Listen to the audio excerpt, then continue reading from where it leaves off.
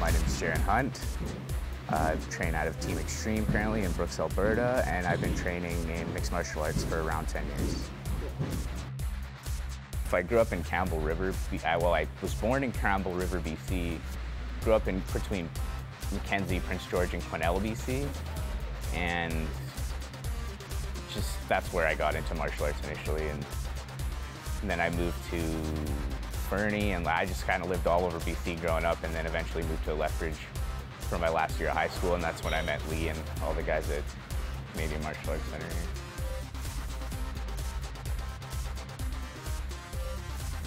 I trained off and on for that whole time, I'd say, and then the last year I've kind of just trained full time.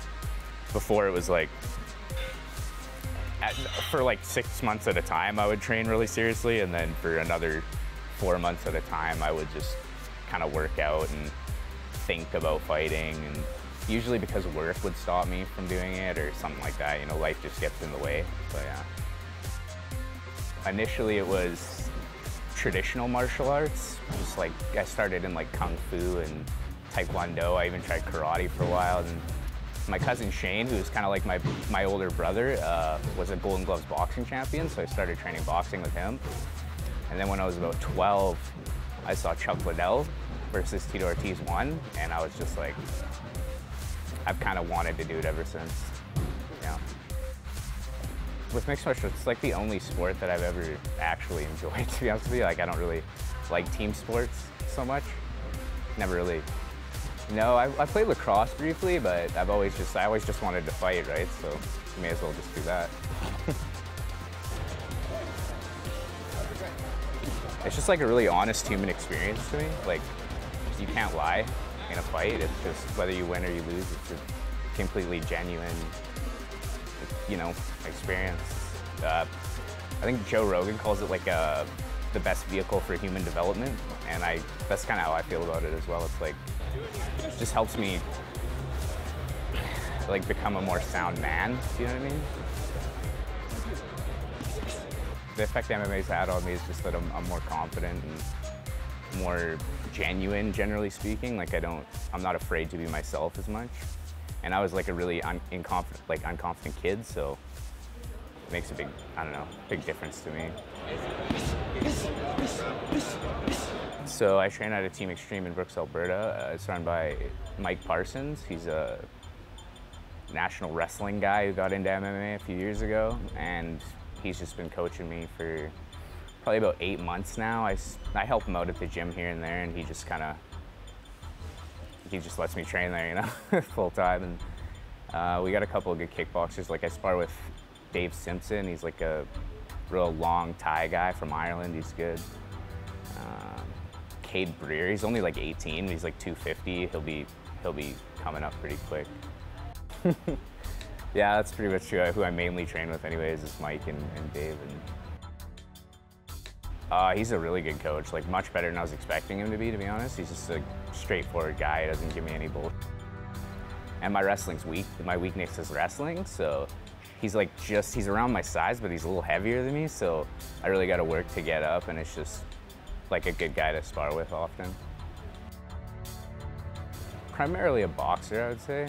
I like to throw a lot of Taekwondo style kicks, but I don't know, it's like a mixed martial artist. Like, I try everything. I like takedowns are there, I'll take them, but primarily I like to strike.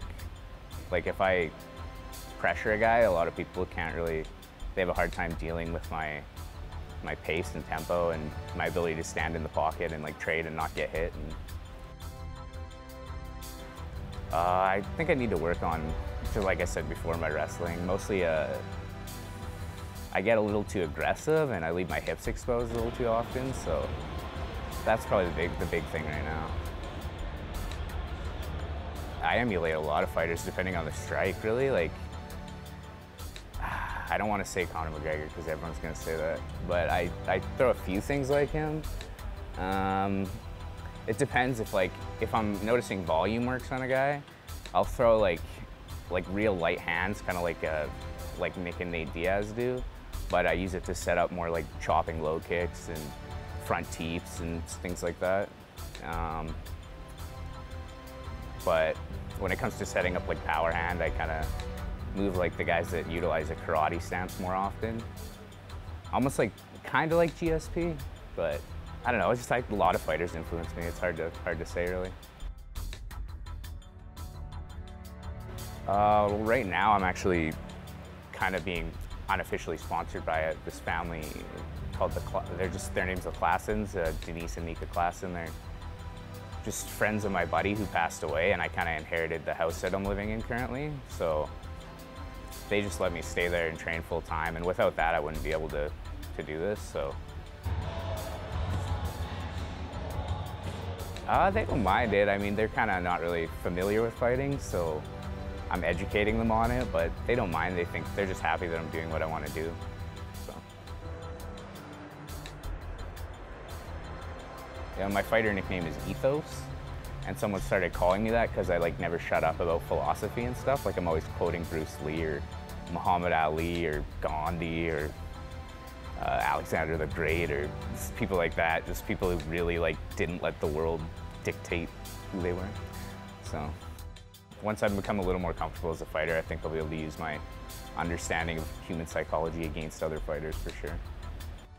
Like self-actualization in the moment, that's like a lot of fighters just kill themselves and they can't live up to the moment. Do you know what I mean? So I think it's just important that's why like maintaining that self-honesty and being yourself all the time is so important in fighting, because you can't really hide who you are in there. So if you have doubts, like don't fight. What are you doing? You know what I mean? You just should be as little doubts as possible, you know, within reason. Yeah.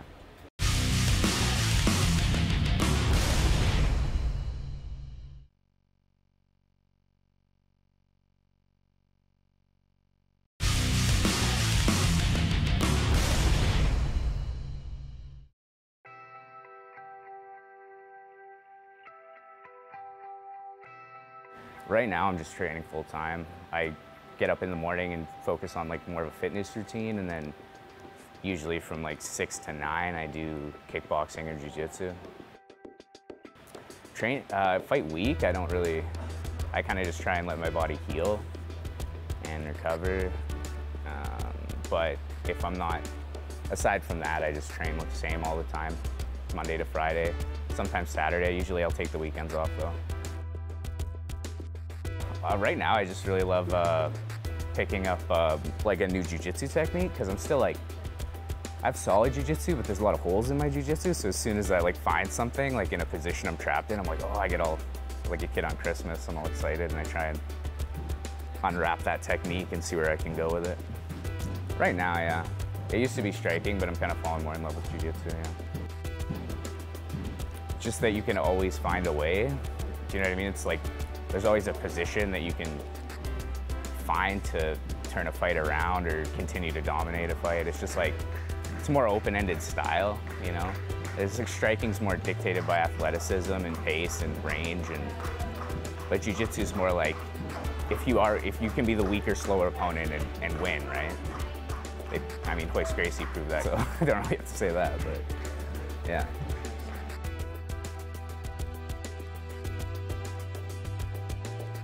This is officially my amateur debut. I'm fighting Ian Kershaw. I think he trains out of Saskatchewan. He was in the US Army briefly. I don't know much about him, I just know he's a really tough kid. So I'm expecting it to be hard to take his heart away, but yeah, that's all I really know. I got this fight through Lee, because I used to train with Lee for a bit when I was a kid, and just happy to be here. Jared weighs in 133 with his pants on. It's like, it's so long overdue for me. Like, I feel like I should have done this 4 years ago, you know, but just depression and jobs and always wondering if I could really do it. It's kind of gone now. I just have a full-on ability to train full-time and just believe that I can achieve, you know, transcend the sport and eventually make a honest career out of it. Well, my goals are like every fighter. I want to get to the UFC eventually, and I feel like I'm still young enough to do that, but if I don't, I just want to fight the best guys that I can and prove that I'm one of the best in Canada and eventually the world. I just feel like I'm more honest. Like, I don't know, I just more earnest. I actually want it. A lot of fighters think they want it, and I've wanted this since I was like 13, and it's wavered and changed the way I want it, but now that I've been through some pretty traumatic things in life, and I just think it's what I'm meant to do. Like, I don't really think I can fail at it, you know? I've kind of engineered a life that I can just pursue this full tilt now. And this is like obviously the start, just the beginning, but this is all I want to do. I have like a 10-year plan right now. And whether I win or lose, or I'm just gonna keep going and see what happens. I feel like over the next year or two, I want to build a genuine amateur record against some of the better guys at bantamweight. I might cut down to featherweight just to see what it feels like for a fight, but I'll probably stay up at bantamweight for now, and then I don't know, start taking pro fights after that and just try and get the most eyes I can on me in terms of names and things like that. It's pretty straightforward, you know, you just got to try and build the connections that you can and beat the right guys at the right time. To be honest, I just feel like I love it, and that's why I want to do it, but also a little bit for Shane, my cousin, who passed away, because it was kind of his dream before it was the cool thing to do, you know what I mean? So definitely a little bit for him as well, yeah.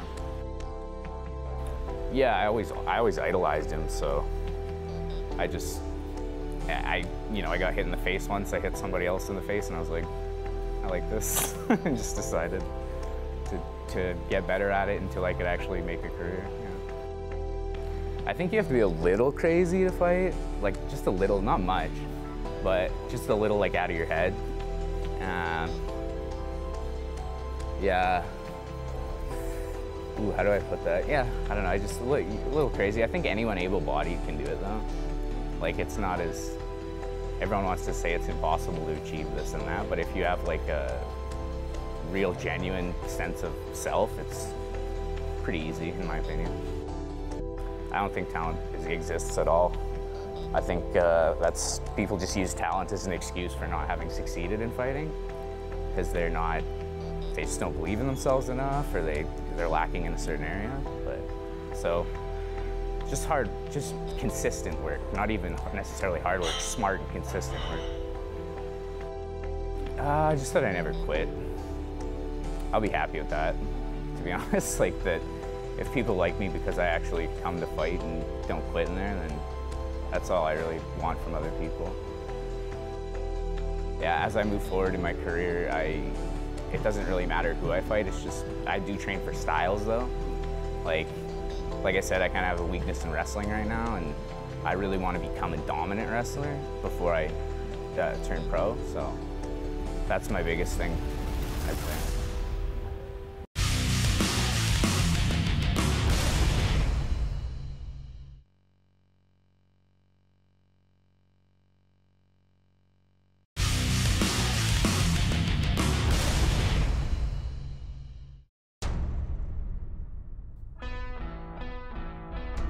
My mind's just kind of on the fight right now.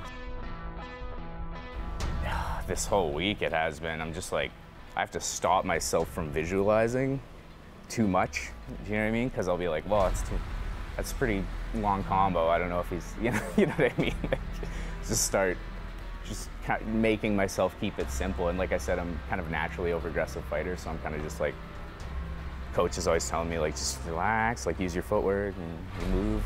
So I'm just trying to be level-headed about it. Success just means seeing where I'm at right now. Like, I think Ian's a pretty tough guy. When I locked eyes with him at the weigh-ins the other day, I just didn't, I was like, not much weakness in there. You know what I mean? I didn't see. I think he's gonna be tough. I think I can finish him, but it'll be a little later than I expected. And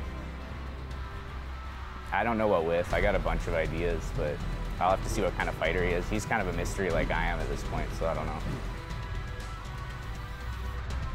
I think it's gonna be one of the better fights on the card, because I don't know, he seems in shape to me. If he can take a beating, I know I can take a beating. If he doesn't quit and I don't quit, it's just gonna be a good fight for everyone else. And I'm sure he'll learn a lot and I'll learn a lot. And it's just a positive experience for everybody.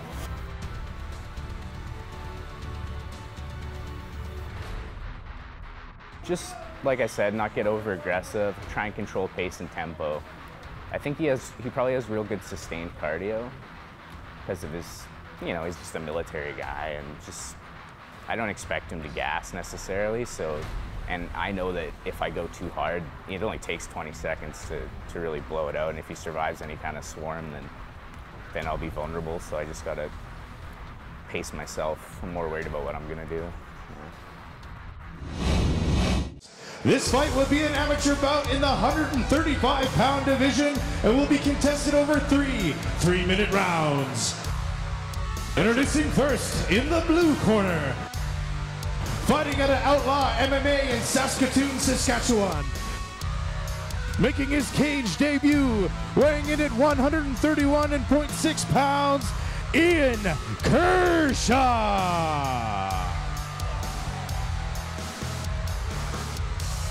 And in the red corner, fighting out of Team Extreme in Brooks, Alberta, weighing in at 133 pounds, Jaron Hunt. All right, we're going to get it on at 135 pounds, an amateur MMA bout between Ian Kershaw, 36 years of age, 5'10", fighting out of Saskatoon Outlaw MMA. He weighed in at 131.5 pounds against Jaron Hunt, fighting out of Team Extreme in Brooks. He's 25 years old, 5'8", and 133 pounds. We have a quick takedown attempt by Kershaw, well defended by Hunt. As he's got the back of Kershaw now, Hunt looking for the choke right away. No mercy for Jaron Hunt. He's got him stretched out. Can he sink it in and finish it off? That's it. Kershaw really good is out. He's not moving, I don't believe. I think it's over. And 30 seconds in, Jaron Hunt gets the rear naked choke victory, submission victory. And you could see that Ian Kershaw, in a little bit of roughness, doesn't necessarily know where he is right now. And the one thing that we can say, you know, having watched hundreds of mixed martial arts fights, is if you are coming in to fight and you feel like you're about to go, you need to tap. It's just, you know, there's no shame in losing a mixed martial arts fight. You must tap out, keep yourself safe. As we look at the replay, the takedown attempt was snuffed out, and that rear naked choke was locked in tight by Jaron Hunt. Yeah, went in and got that gable grip, or that quick choke as it's being called now, and it's just putting a lot of pressure on him. And yeah, right where his arms start to go limp and he's no longer fighting, he is out. And Chris Vickery able to separate them. And again, for Ian Kershaw, just an opportunity to learn from this. He'll come back, and now that it seems like he's got his wits about him, so it doesn't seem to be any worse for wear in that situation. Well, it was a decisive victory for Jaron Hunt. Your winner by submission at 33 seconds in the first round, in the red corner, Jaron Hunt. A first round rear naked choke submission victory for Jaron Hunt, coming at just 33 seconds of the opening round. So he improves to 1-0 in his amateur career, and Ian Kershaw will drop to 0-1. My opponent was Ian Kershaw. I could see from his warming up and what I heard about him, he was mostly a Thai striker, so I was expecting I'm primarily a striker, so I was expecting like a a real war of wills, but I think he was a little too nervous. He shot on me, gave me too much space, and just kind of handed me the choke. The plan was to just control range and tempo and outstrike him, because I've been striking. That's just my primary weapon, but I just saw the finish and took it. Yeah, that's the thing. I don't know. I feel like it's good because people expect striking out of me, but yeah, I don't know. It's good to get a win. I wish I had got a little more ring time, to be honest. Same thing, probably a little more focus on my wrestling. I'm really, really strong for the weight class, and I don't think people will give me trouble. I just want to be, it's better to have it and not need it than need it and not have it. That's all. Just more fights. That's kind of all I want to do.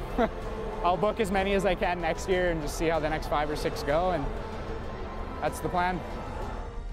Yeah, if you're watching this, Ian, thank you for getting in there. Thank you for giving me the opportunity. I honestly think you got a lot of potential. You just fought a guy with a lot of experience. You took advantage of an opening. Yeah, just go in there a little more confident next time, and I think you'll get the win.